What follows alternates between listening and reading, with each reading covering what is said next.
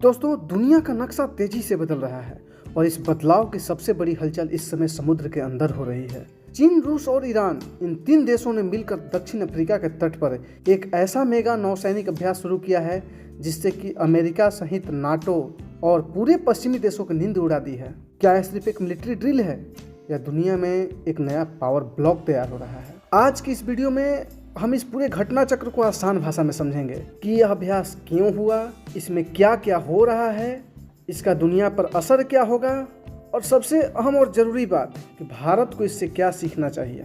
तो वीडियो में आखिरी तक बने रहें और चैनल को सब्सक्राइब करें और वीडियो को लाइक और शेयर करें।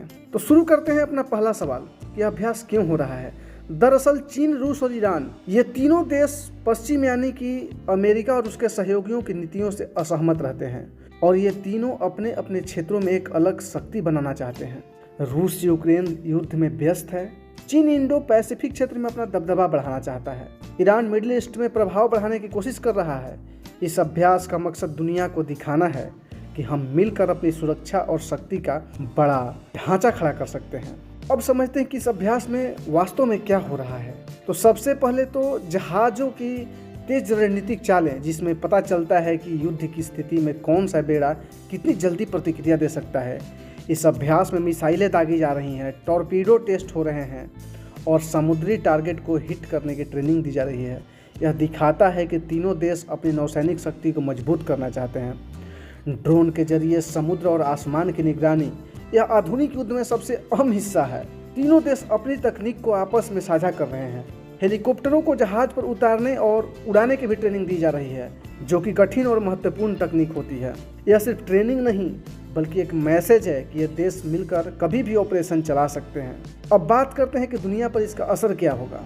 अमेरिका और यूरोप इस अभ्यास को एक नई सैन्य धुरी का उभार मान रहे हैं, क्योंकि तीनों देशों के एक होने से उनकी शक्ति पर सवाल खड़े हो सकते हैं। सबसे बड़ी ईरान की सक्रियता से सऊदी अरब, इजराइल, यूएई, इनकी सुरक्षा नीतियों में बड़ा बदलाव आएगा। चाइना अपना एक अलग कोशिश कर रहा है। चाइना इस अभ्यास को अपनी ताकत दिखाने के लिए इस्तेमाल कर रहा है, खास करके इंडो पैसिफिक में अमेरिका और भारत पर दबाव बनाने के लिए। रूस दिखाना चाहता है कि यूक्रेन युद्ध के बावजूद भी वह सैन्य स्तर पर कमजोर नहीं हुआ है। अब बात करते हैं कि भारत पर इसका असर क्या होगा। तो भारत पर इसके सकारात्मक और नकारात्मक दोनों पहलू हैं।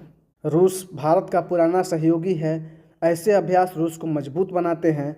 ब्रिक्स का विस्तार भारत के वैश्विक भूमिका को बढ़ा सकता है। और निगेटिव पॉइंट की अगर बात करें तो चीन इस अभ्यास का उपयोग समुद्री दबदबा बढ़ाने के लिए कर सकता है। इंडियन ओशियन में चीन की सबमरीन और पोर्ट गतिविधियां बढ़ सकती हैं। ईरान चीन की साझेदारी से मिडिल ईस्ट में भारत के हितों पर दबाव बन सकता है। इसलिए भारत को अब स्मार्ट कूटनीति अपनानी होगी।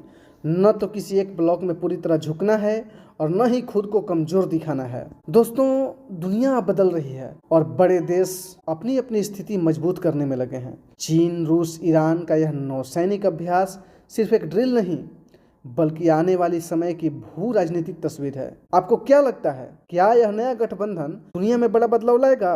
कमेंट करके अपनी राय जरूर बताएं। अगर यह वीडियो आपको पसंद आया हो तो लाइक करें, चैनल को सब्सक्राइब करें और वीडियो को ज़्यादा से ज़्यादा शेयर करें। तब तक के लिए धन्यवाद। मिलते हैं अगले वीडियो में।